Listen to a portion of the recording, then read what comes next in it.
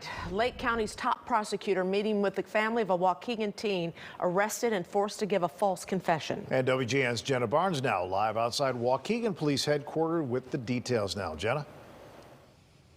Ray and Micah, the teen's family came here with their lawyer today to review some of the video of the interrogation in which he confessed to a crime he did not commit. And while we have not seen that video, the family's lawyer says what it shows is disturbing.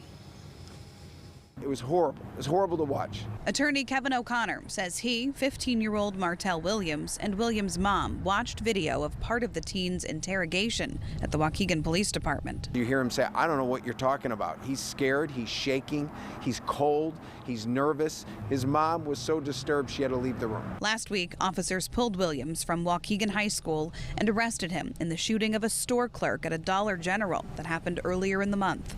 He was charged with attempted murder and aggravated battery. But Williams didn't commit the crime. He was playing a high school basketball game in Lincolnshire at the time of the shooting.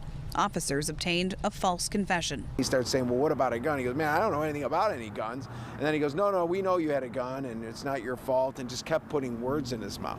Williams spent 2 days in juvenile detention before his family could prove his innocence. The first time we stepped into court on this case, we dropped the charges and immediately made a motion to expunge the charge. Lake County State's Attorney Eric Reinhart met with the family Wednesday. He also reviewed the interrogation footage and says the officer's conduct appears to violate a new state statute that prohibits police from knowingly using deception to get confessions from people younger than 18. We believe that there were some of the confrontation tactics and some of the techniques that were used that should not be used. People don't think that wrong confessions happen or that false confessions happen.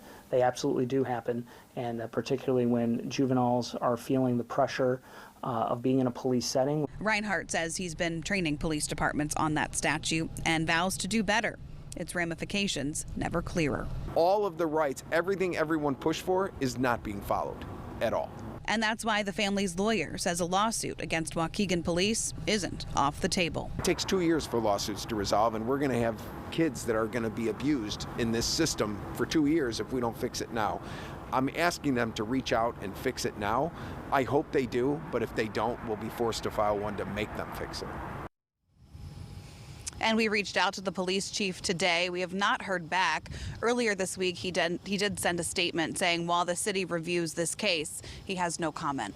We're live in Waukegan tonight. Jenna Barnes, WGN News. Thanks, Jenna.